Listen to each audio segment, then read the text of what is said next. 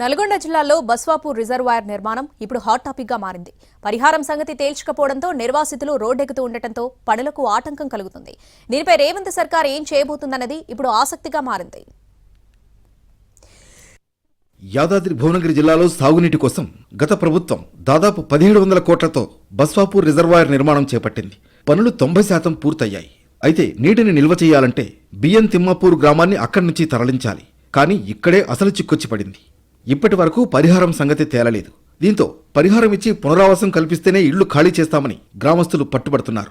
నిర్వాసితులకు దాదాపు 150 కోట్లు వెచ్చించాల్సి ఉంటుంది. అయితే ఆ నిధులు ఇప్పటి వరకు విడుదల కాలేదు.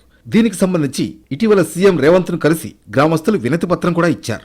మరోవైపు ఈ రిజర్వాయర్ పూర్తయితే ఆలేరు, భువనగిరి, మునుగోడు, నకిరేకల్ నియోజకవర్గాల్లో 2.5 లక్షల ఎకరాలకు సాగునీరు అందనుంది. కాళేశ్వరం ప్రాజెక్టు 16వ ప్యాకేజీలో భాగంగా బస్వాపూర్ రిజర్వాయర్ నిర్మాణం చేపట్టారు. ఇప్పటి వరకు 1557 కోట్ల నిధులు విడుదలయ్యాయి.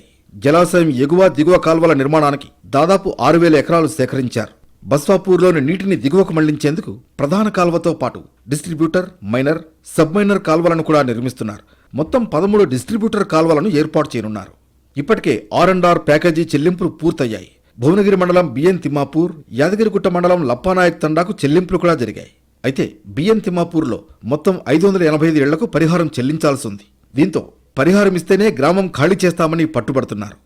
ఆనాడు కేసీఆర్ గారు ఎలాంటి పనులు చేస్తలేడని చెప్పినటువంటి కాంగ్రెస్ పార్టీ ప్రతిపక్షంలో ఉండి ఆరోపణలు చేసి అబద్ధాలు చెప్పి ఇక్కడ యాదాద్రి భువనగిరి జిల్లా ఉన్నటువంటి బసపురం రిజర్వాయర్ను మేము అద్భుతంగా తీర్చిదిద్దామని చెప్పిండ్రు. కేసీఆర్ గారు 11 టీఎంసీల నీళ్లతోటి ఈరోజు యాదాద్రి భువనగిరి జిల్లాతో పాటు సూర్యాపేట, వరంగల్ వరకు కూడా ఈ నీళ్లు పోతాయని చెప్తే అప్పుడు అందరు వచ్చి మేము చాలా చేస్తాము, మేమే అన్నీ చేస్తామని చెప్పి ఇక్కడ ఉన్నటువంటి కోమటిరెడ్డి వెంకటరెడ్డి, ఈ జిల్లాకు సంబంధించిన ఉత్తమ్ కుమార్ రెడ్డి వచ్చి 13 నెలలు అవుతున్నా కానీ ఒక్క రూపాయి కూడా ఇప్పటి వరకు బసపురం రిజర్వాయర్కు ₹1 విడుదల చేయలేదు. కాల్వలు మరమ్మతులు చేసలేరు, ఆ నీళ్లు ప్రజలకు అందించలేరు.